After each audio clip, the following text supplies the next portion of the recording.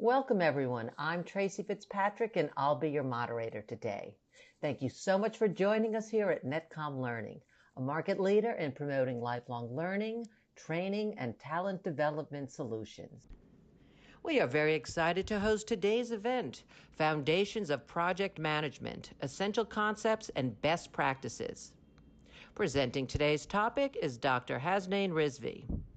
Hasnain is a doctorate degree holder with over 25 years of experience in the field as an accomplished project executive, Agile Coach, and instructor across multiple industries.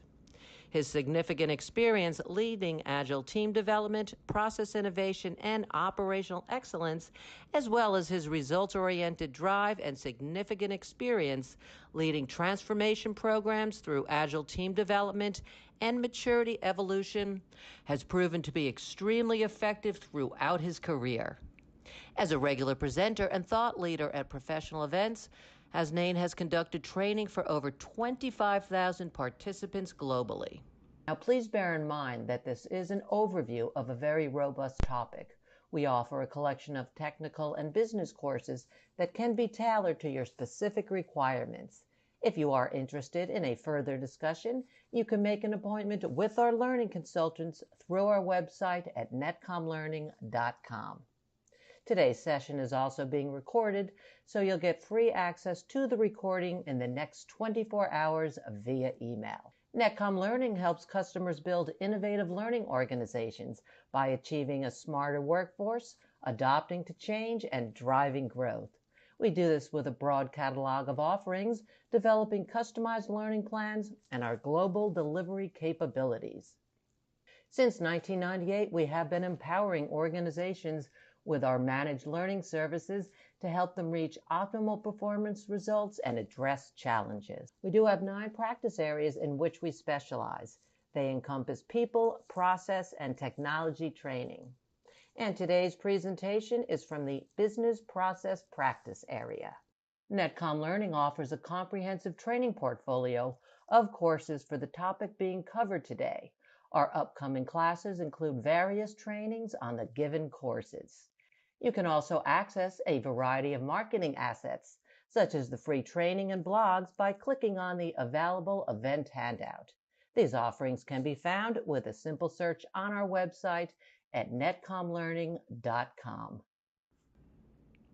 This webinar is designed to provide a comprehensive understanding of the Certified Associate in Project Management certification, covering essential principles, terminologies, and procedures crucial to effective project management. And if you are starting in the field of project management, this webinar will enhance your understanding of project management and help you gain a solid understanding of the fundamental concepts of management. And now I would like to give you a quick overview of the logistics before we get started. To begin with, you do have the option to view in full screen by clicking on the full screen button on the right side of the GoToWebinar viewer. Simply hit the escape key to exit the full screen. Everyone has been muted except for our presenters. Feel free to submit any questions you have for the presenters here in the questions pane, and we will address them at the end of the session. And to get the best out of today's events, we've included the slides, courses we talk about, and marketing assets in the handout section of your GoToWebinar viewer. You may refer to them at any time to get a better understanding of today's topic. And we do realize that some of you may have to leave early and want to let you know that as you do leave the session today, you will be presented with a short survey. We would like to request for you to take a quick moment to participate in that survey. Your feedback really helps us understand your learning experience and improve our future sessions for you. The survey answers are measured on a scale of 1 to 5, 5 representing outstanding and 1 representing poor. And now I'd like to pass this over to our trainer to present today's topic. Hey, Hasnain, thank you so much for joining us today. Good day, everyone. Thank you for joining in. Appreciate it. Today, we're going to be talking about the foundations of project management and their essential concepts and best practices. My name is Dr. Hasnain Rizvi. I'm one of the trainers with Netcom Learning, and I look forward to spending the next bit of time here with you on this key topic. So our agenda for today is that we're going to start with an introduction overview of what project management is and how it plays such a critical role in so many industries across the world today. We will then move on and talk about the relationship between project management and the business, i.e. the value that project management brings to the various business sectors out there.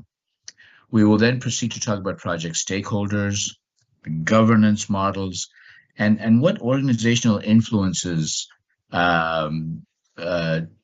they intersect and sometimes complement project management.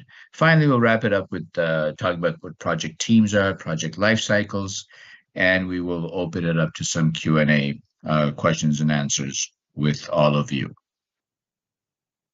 So let's go ahead and begin. We sort of need to, when we talk about this concept of a project, we want to understand this, and the best way to think of this is by looking at examples. All right. So, for example, we can have construction projects, whether they're new or even upgrades. We can look at product development, whether it's, again, new or an upgrade, a process design or being developed. Even a disaster recovery type of event is a project, as are events themselves. So, for example, right here, if we're building a new structure, a tangible entity, this is considered a project. At the same time, an upgrade of an existing facility is also considered to be a project. If we look at product development, now you can think of all kinds of products out there that are, affecting us and impacting us in society. These are all, whether we're launching a new one or upgrading, these are also considered to be projects. Then we have projects where we have intangible results and outcomes that come out, such as, for example, redesigning a process or creating a process from scratch for a particular organization or for a particular workflow. So this, again, is a project as well. And nowadays, with climate change and some man-made events, there are disasters that are taking place globally, unfortunately, and their recovery are also considered to be a project. And then the last set of examples I want to talk about are like event management, right? Events themselves are also a project.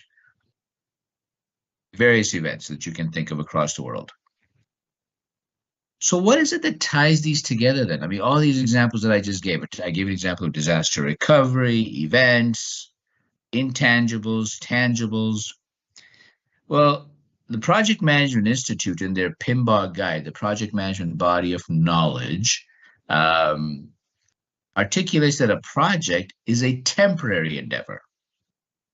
So that means it's time boxed. All right.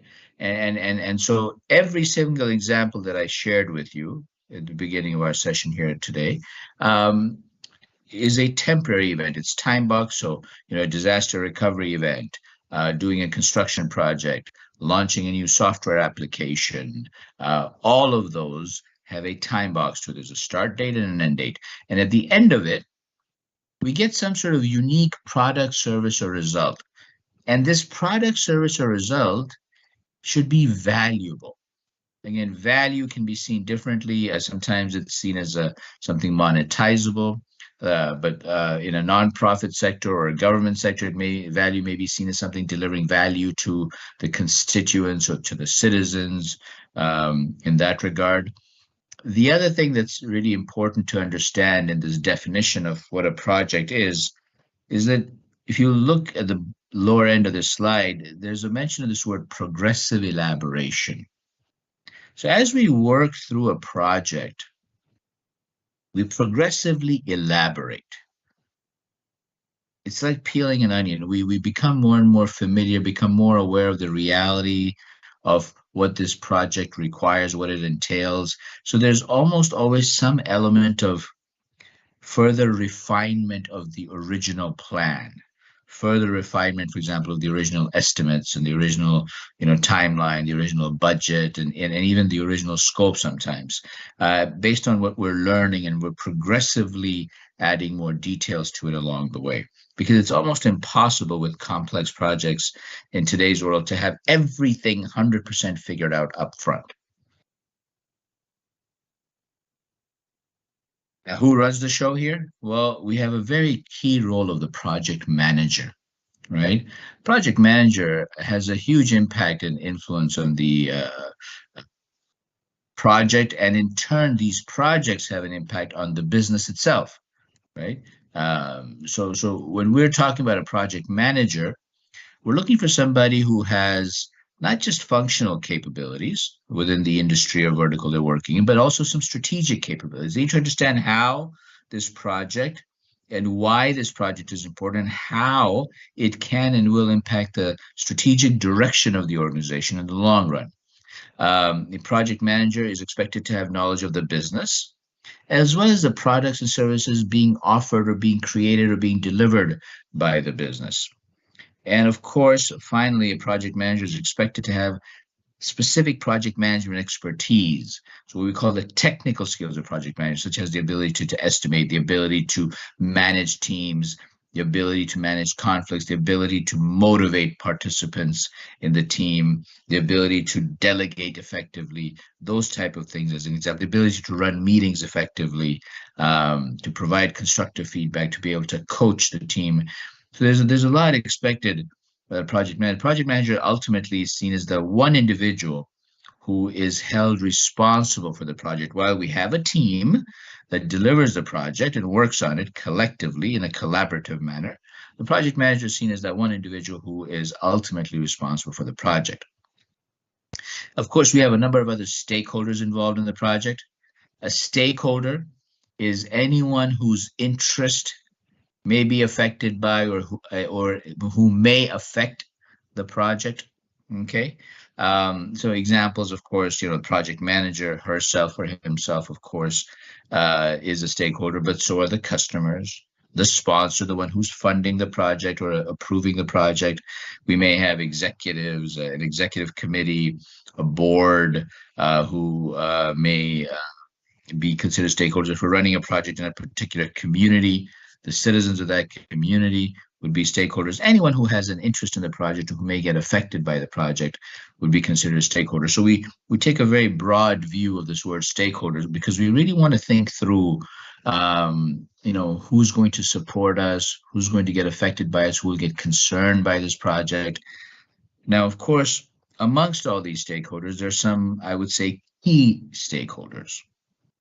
The key stakeholders would be those perhaps more important stakeholders, right? You always have a prioritization mechanism that needs to be in place. And naturally, we would expect that the key stakeholders would be the executives, some of the key customer personnel, the sponsor, the sponsoring committee. Those kinds of folks will typically be seen as some of the key stakeholders. So this project sponsor, again, we want to make sure that we're clear on this. Project sponsor at the end of the day is funding the project or approving the finances for the project, right? The project sponsor's role typically is to work with the project manager to ensure that there is alignment between the project and the business objectives, right? The project sponsor will help the project manager in gaining the right resources, the right support, the right commitment within the organization. So the project sponsor should be the project manager's best friend, really, the champion who is helping the project manager open doors towards resources and support within the organization to make this project a success. So the project sponsor essentially equips the project manager with referent influence. This term refers to the idea that the project manager gains additional influence through this support from the sponsor directly and explicitly. Then we have the project team, right? The project team, so while the project manager is responsible for the project team will collectively share the responsibility for working on and delivering the key outcomes that are needed from this project.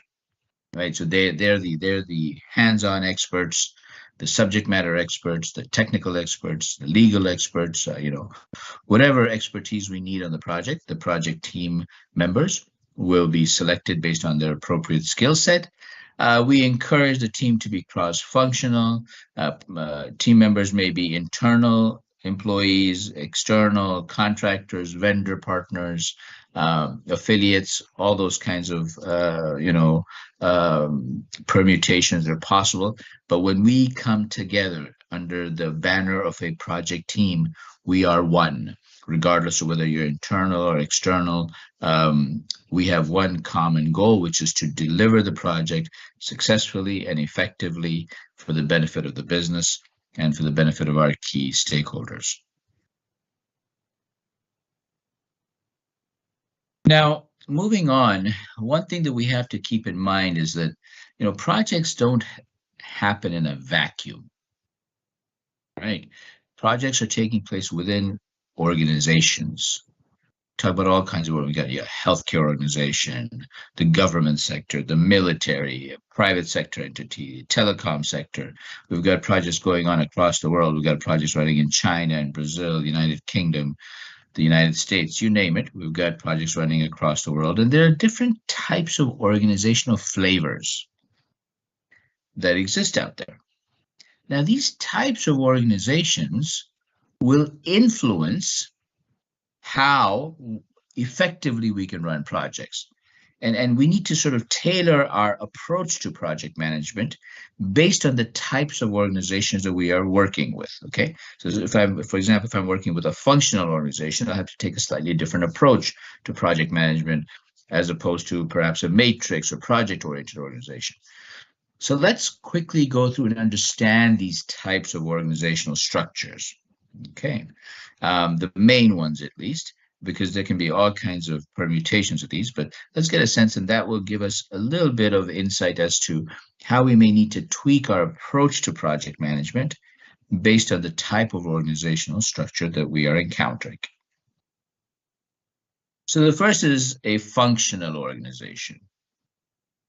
Functional organizations have been around for ages. A functional organization is where you have a functional manager, a line manager, sometimes they call them, right, a business unit manager. Like the accounting department has a manager of accounting. IT department has an IT manager, right? These are functional managers. And these functional managers have staff members who report directly to them. Now, you come along and you want to run a project across, let's say, 3 departments. And you need to pull in staff from these departments. The challenge that arises in a purely functional organization is that these staff members will continue to report to their functional manager.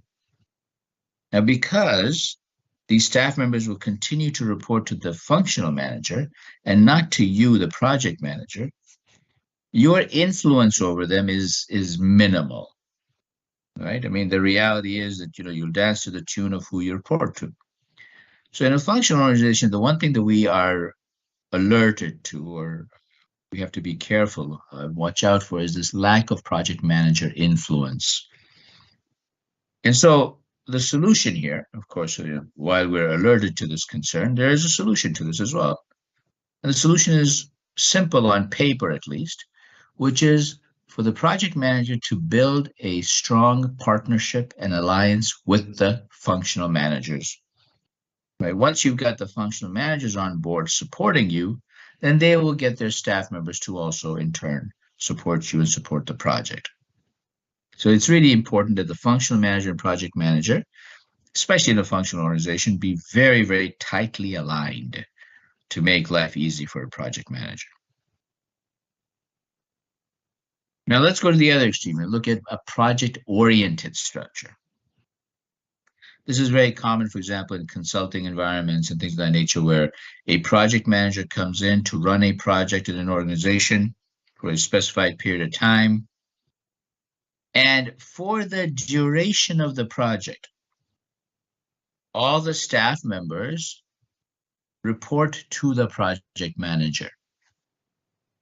So if I'm the project manager for project ABC, All staff members working on project ABC will be reporting to me for that duration. Let's say it's a 12-month project. All staff members are reporting to me for the next 12 months. So because of that, since I am now their de facto manager for the next 12 months, I carry a considerable amount of influence and clout over these staff members. Right? They will take direction from me. So that's advantageous, obviously. But there are some concerns with project-oriented as well. And the biggest concern with project-oriented is that there's this concept of, it's called the no-home syndrome. It's something that various experts out there in the industry have spoken about. For example, Dr. Auchi spoke about this all the way back in 1981 when he created Theory Z, like the alphabet Z. And, he said that several human beings out there, several professionals, prefer to be in an environment where they have the sense of belonging. Dr. McClellan spoke about the same thing as well. He said that many of us have a need for affiliation, right? So there are three needs that Dr. McClellan talks about, and one of them being this need for affiliation. The idea being that in a project, what's happening is the staff members are being punted from one project to the next after every few months or like every couple of years. And so there can be a sense of not belonging permanently anywhere. You're getting punted from one project to another, one location to another, one geography to another, one client to another. And that sense of permanent presence in a place can be lost. And then a staff member may feel the sense of alienation and this, what we call the no home syndrome. And so this needs to be managed very carefully by a project manager because this can affect the motivation and performance of the associates on the team. You have to build a sense of belonging somehow within the project team. And then the third main version of organizational structure is a matrix organizational structure. And matrix is very common out there in the world.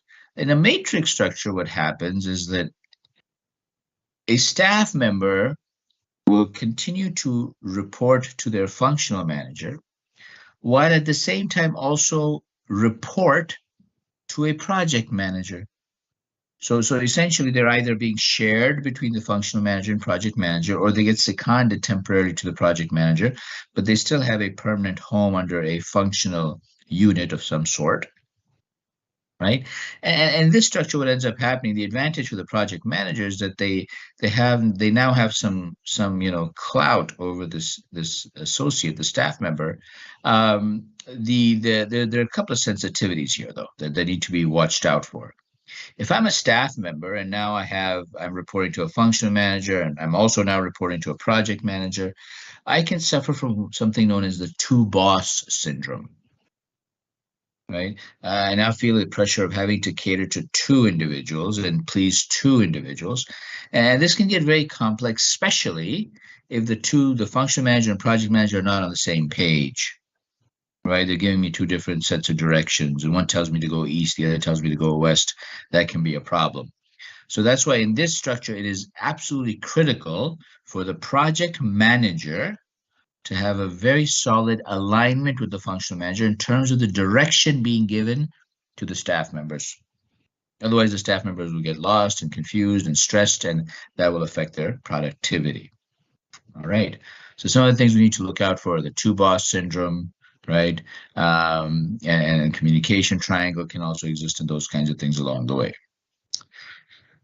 One other thing I want to talk about in terms of organizational structure and influence is that many organizations have some form of a PMO, whether it's formally there or informally there, and it can also exist under different naming conventions. It may be called so some other name may not be called a project management office directly per se. The general concept of a project management office, while there are many types of project management offices out there, is that they, as a general rule, provide some sort of support, some sort of guidance, some sort of consistent approach to running projects within a particular organization. So it's the tailored, customized, unique look and feel to a project within a specific organization. That's typically what a project management office does. Now, there are different flavors. In some organizations, a project management office plays a very critical role in terms of decision making that happens in a project. In other organizations, a project management office is just there to provide guidance, templates, and training, things of that nature along the way. But if there is a project management office, as a general rule, the project management office should be working with the project management teams and the project manager to provide them support and make sure that whatever is being worked on is strategically aligning with the organizational objectives. All righty. Now, let's move on and talk about project lifecycle. Now, this term project lifecycle is a bit of a generic term. In the Project Management Institute's world, the PMI's world, every project must go through these 5 process groups that you're seeing on the screen here. The initiating process group, the planning process group, the executing process group, the MNC or monitoring and control process group, and finally the closing process group. All right. So a project must initiate, must start. After that, you plan out what you're going to do, and you will plan. Typically, you will plan in iterations, in phases, and stages. But nonetheless, there's an important process group of planning. After that, we execute based on the plan. Right? So we respect and honor the plan, and we execute based on that plan. Along the way, we're continuously monitoring and controlling things, making sure things are moving along as per the plan, or if changes need to happen based on ground reality, then we would, submit change requests, and that would be reviewed and replanned and so on and so forth along the way. And finally, at the end of the day, the project gets formally closed, right? We get a formal approval that this project has in fact been delivered successfully. And closing actually even covers the situation, the scenario. I don't want to get too off on a tangent, but the closing can also come into play with projects that are not successfully delivered. So sometimes, for various valid reasons, we have to cancel a project or terminate a project. It could be for a myriad of reasons, such as, it no longer makes business sense, or the regulations have changed, or the customers changed their mind. Well, then even there, we have to formally close the project. We don't just sort of abandon it and run away. We have to follow a structured approach to closing things out formally, legally, so on and so forth along the way. Okay. Now, this term project lifecycle, I said it is a generic term. And while, for example, in PMI's world, you need to be following these 5 process groups, the way they're actually come into play in the real world depends on the flavor of the type of project lifecycle that you are going to utilize in the project. So the 2 main extreme flavors are either what is known as a predictive or waterfall style approach versus a more adaptive or agile approach. All right. Now, in a waterfall or predictive approach, and both of these, by the way, are excellent approaches. They make sense in their own respectful environment. So there isn't a one size fits all for all projects across the world. For example, it would be wrong for me to state that every single project in the world should follow an agile approach, or every single project should follow a waterfall approach. It varies depending on the type of project and what you're looking to accomplish and how you're looking to accomplish it. So let's understand this waterfall approach, or what we call the predictive approach. waterfall approach has been around, and perhaps we would not be wrong to state that that's where the origins of project management really come into play from World War II and so on and so forth. The initial large scale mega giga projects that have been built in the 1950s and 60s, if you can think of like the huge oil boom, the petrodollars, that were used to build these huge infrastructures across the globe. They used a more predictive or waterfall approach and continue to do so today. In a waterfall approach, much like this image here is showing you, you do things in very stringent steps. So for example, in this image, we're seeing that we will first collect requirements. Once the requirements are finalized and approved, we will then proceed to design. Again, once the design is formally reviewed, approved, and fully, you get the formal seal of approval and that golden stamp, then you can proceed to implementation, and so on and so forth. The concept behind waterfall, the theory behind it, is that once you complete a step or a stage or a phase, or a milestone, again, we could use different terms here for different flavors. Within this waterfall approach, what happens is once we finish a step, we then do not encourage you to go back to that previous step. So once the requirements are finalized, let's try to close that chapter, just move on to design. Once the design is sort of sealed and approved, let's not try to mess with it too much. Let's continue on and proceed to implementation, right? That's the general theory behind the predictive or waterfall approach. And this makes sense in many industries. What happened in the 1980s and 90s, though, is that we started seeing the boom of the tech sector, right? And in particular, this space of the intangible deliverables, like software solutions. And in the 1980s and 90s, we started facing this challenge with the teachings of project management, specifically this waterfall approach, where things are so stringently, adhered to, because, software solutions required a more innovative, a slightly more flexible approach, required the need for us to be able to do things in iterations and go back. So, for example, we figure out the requirements, but then as we develop a solution, we sort of need to be able to have a slightly more comfortable and flexible approach to go back and refine those requirements or enhance those requirements or change those requirements. And this waterfall approach was seen as very rigid, and so it became a challenge. And as a result of that, in the 1980s and 1990s, all kinds of agile frameworks started coming up: FDD, DSDM, the most popular one that continues to be today, Scrum, Kanban. And based on that, now we have so many others. We have Discipline Agile, we have LESS, we have SAFE, which Scaled Agile Framework, the acronym SAFE. These are, and so many more, frankly speaking. There's so many others out there. And there are several others that have sort of died down and are not as popular. There's Crystal, for example, another rather complex agile approach to running projects.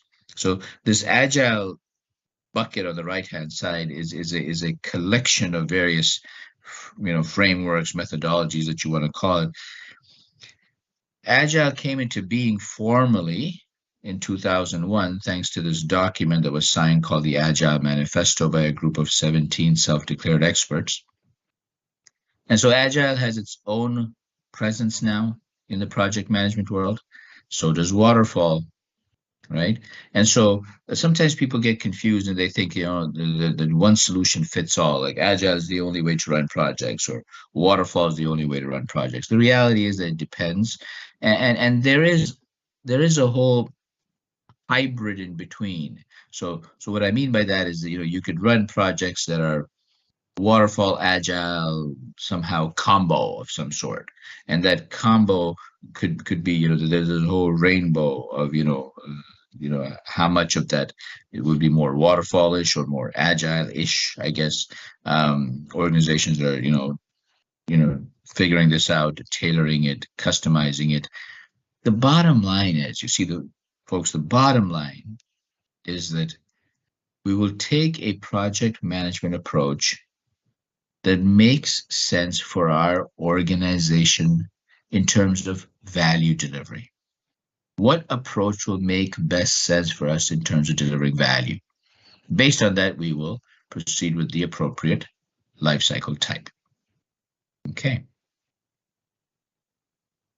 And then the final thing I want to talk about is this term governance and project governance. Now, when we think of governance, the English word governance, governance has lots of things like rules, policies, clarity around roles, reporting structures, all those kinds of things. The key root element of governance, though, if you think about it, right, whether you talk about governing a nation or what have you, is decision making. Clarity around decision making. And so in projects as well, an area that we see a lot of confusion in the real world and conflict, unhealthy conflict sometimes, is confusion around who's making the decisions, how are the decisions being made, how are the decisions being approved. Because in projects, we have to make a ton of decisions along the way. We have to make decisions around which changes will be approved, decisions around the estimating approach, decisions around the scope, decisions around the quality parameters, decisions around what we're going to do with the risks, decisions around how we're going to communicate with stakeholders, you name it, the decisions galore, decisions on how we're going to manage the finances and control the finances and monitor the finances. So there are a myriad of decisions that need to be made in projects. And so project governance is something that a project manager has to establish early on in a project. Hopefully, in an organization, there's some consistent approach to project governance, but if that's lacking, the project manager must work with the key stakeholders to build an agreement around how the project will be governed.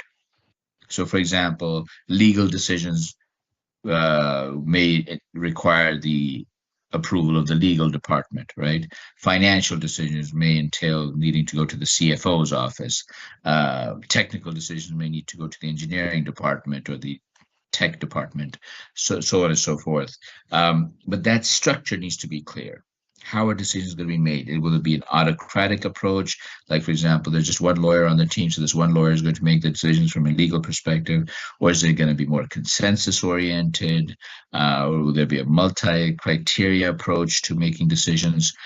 Nonetheless, this is a sensitive and really important area that must be addressed up front. It's a key part of the planning. And if this is not dealt with effectively up front, then it can slow down and hamper and impede successful project delivery down the road. All right. So that sort of wraps up my key discussion points on the foundations and fundamentals of project management. This is a very deep topic.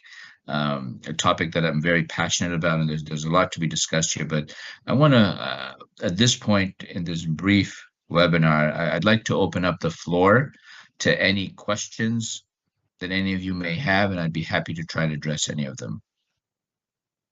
Any questions? Thank you, Hasnain. That was most informative. I know everyone is looking forward to the Q&A session, so go ahead and start putting your questions into the questions panel. And now I'd like to give the presentation rights over to Robin, our vendor manager, to introduce our promotions and webinar-related courses. Thank you for extending to me this opportunity to speak with our attendees today. First of all, thank you everyone for attending this webinar on Foundations of Project Management, Essential Concept and Best Practices. I sincerely hope that it added value to your knowledge of project management.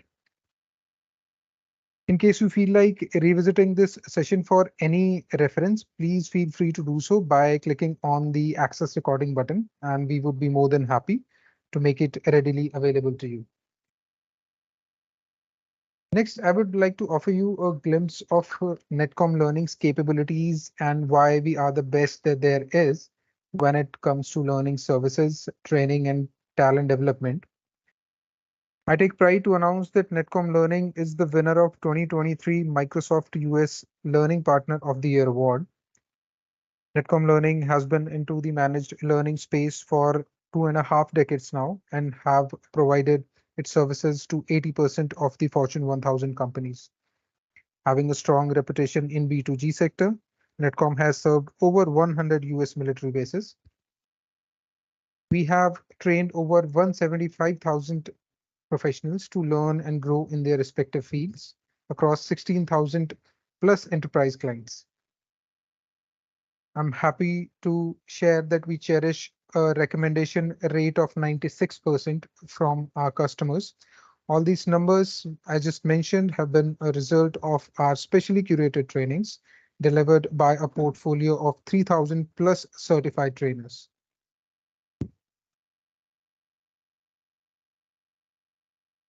Moving ahead, being an authorized PMI learning partner, I would like to give you an overview of Netcom Learning's upcoming schedule of courses from PMI that you can see right now on your screen. These courses are highly recommended to expand your horizon and knowledge of project management. Further, to add value to your learning curve, we encourage you to access our free on-demand trainings and blog posts related to project management.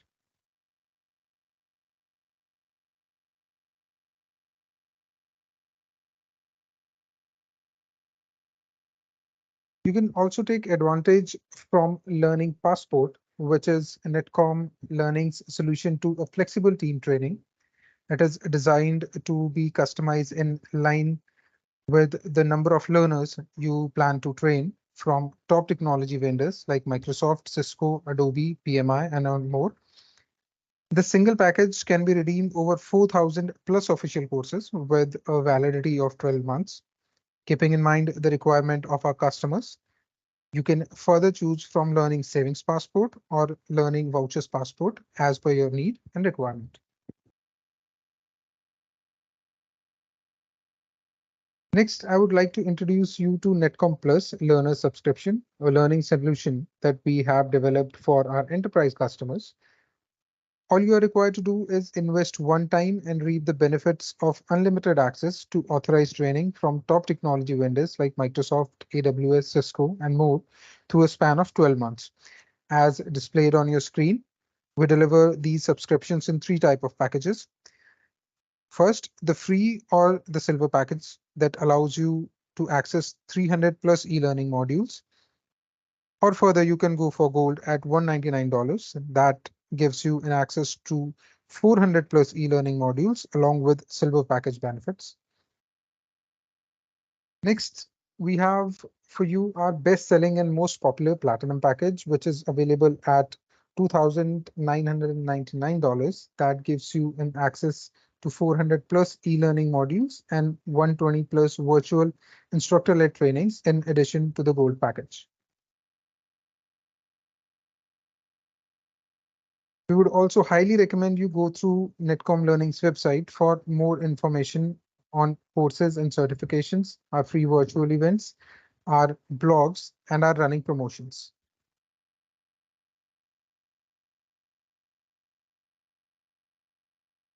In case you're looking for a leadership point of view on the importance of lifelong learning and building a smarter workforce, we highly recommend that you go through the book Building an Innovative Learning Organization by Russell Sado, CEO Netcom Learning. You can easily find this on Amazon.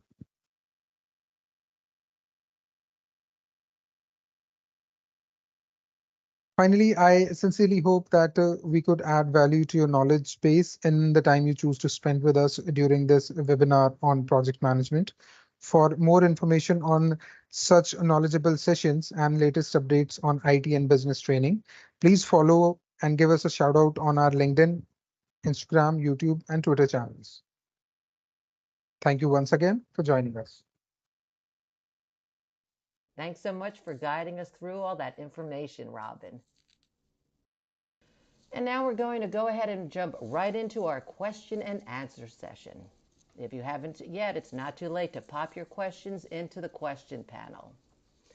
And as we start our Q&A sessions, we're also going to launch a quick poll that we want to invite you to participate in. Doing so helps us to know how we can better serve you by telling us who might be interested in more information or in taking some additional training.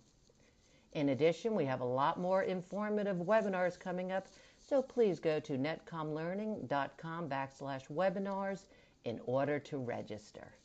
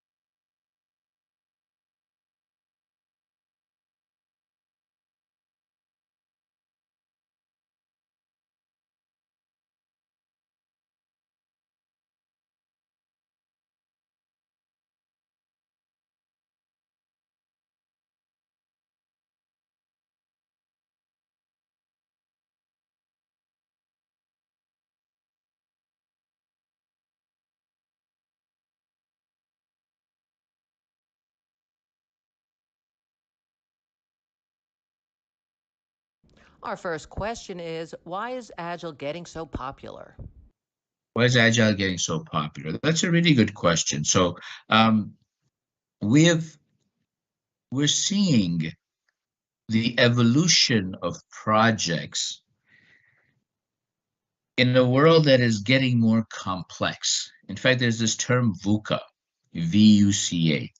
So VUCA stands for volatility, uncertainty, complexity, and ambiguity, right? We're seeing a world where we're going through more and more VUCA, as you can see. I mean, whether it's economic factors or climate-related factors or tech-related factors with AI and Chat GPT and robotics and the dynamics of politics and economics that's taking place around the world is forcing us to be more adaptive. Is forcing us in a rapidly sort of global economy.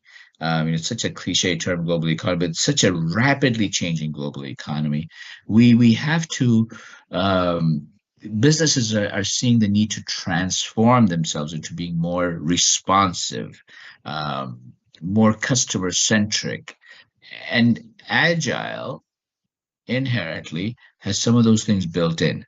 So when done right, now you can see some bad examples of agile as well. But when agile is done right in an organization, it builds that transformative ability to be adaptive, to be customer centric, customer focused, and so because of that, it's taking on quite a following across the world globally. And so I'm seeing it being used in government sectors, the aviation industry, the healthcare sector, the banking sector, the insurance sector, you name it. Various government entities are using it. The hospital systems across the world are adopting elements of it. The energy sector, so the largest energy players out there in the world are adopting elements of agility. Now, that's not to say that the entire organization is going agile, but elements within such entities are going agile. So there is a presence for waterfall out there. Still, I would recommend and suggest that the waterfall will remain a key life cycles in project management for the long term. But agility is here to stay, and we're going to see some, probably some further emerging trends within this agile space itself. Like, for example, now we're seeing DevSecOps. DevSecOps is a new concept of development, security, and operations all merging together. There are many new teachings coming out of this agile space. It's a very exciting, very, exhilarating space, this whole space of agility. Thank you for that question. Next question in the queue. What industries can project management be useful in? What industry? So project management, I would say, can be used in virtually any industry. And an organization of any size, regardless of location, sector, vertical, all those kinds of things. So project management can be very useful for a small entrepreneur running a corner retail entity. The teachings and principles of project management, progressive elaboration, time boxing, having a vision, having desired business outcomes, establishing deadlines, estimating around resources, budgets, and schedules, those kinds of things. These are teachings that can be useful to a small entrepreneur all the way to the largest entities of the world, such as the Aramcos of the world and the largest hospital systems, the famous ones such as Mayo Clinic, and you name it, the U.S. military. So project management is something that is there to stay in every industry and every location. And finally, let's take one more question before we wrap up. How do I begin my career path and project management? Career path and project management. That's a wonderful question. So project management has, in today's world now, has a very large suite of options for you in terms of how to commence. My personal recommendation is to stick to some of the popular brands of certification. So the track you would typically want to take is to attain a certification, an industry certification, but an industry recognized certification, a well-branded certification. If I may quickly just take you back to the PMBOK guide right here. So this PMBOK guide, which is from Project Management Institute, PMI, the website being pmi.org, pmi.org. You can go to pmi.org and see the various certification offerings that PMI offers. Their sort of, most popular certification is known as the PMP, the Project Management Professional. That generally is seen as the as the sort of platinum level certification to get started in the industry. If you have some experience, there are a few prerequisites there, but that would be a really good place to start, and a good brand to build. And there's some valuable lessons to be learned from this PMP certification track, because they go through various knowledge areas and process groups, and so it's a very valuable certification, I find, and very enriching for many participants that we touch upon. Another approach and another consideration in today's world is that, as I mentioned to you earlier, Agile has taken on quite a flavor in the marketplace, right?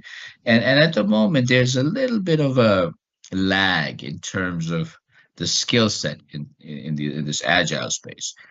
And so there are various certifications that have emerged in the marketplace that are trying to cater to this Agile approach to running projects and delivering products and services. So amongst them, but for example, my favorite one there is the Scaled Agile Framework approach, SAFe. So you could go to scaledagileFramework.com, and there's a tab there that will walk you through the various certification options there. So you can become a scaled agilist. You can become a SAFe Scrum Master, SAFe Product Owner, attain those certifications. There aren't any stringent prerequisites per se formally to earning those certifications. Those are very popular as well as quite valuable. Those are a couple of good entry points. I would say that probably stick to brands like PMI, Scaled Agile Framework, perhaps Scrum.org may also be an option for getting you started. But just be careful. Don't choose a certification track that is sort of unknown. You see all kinds of certifications out there that don't really carry a lot of merit and value in the industry.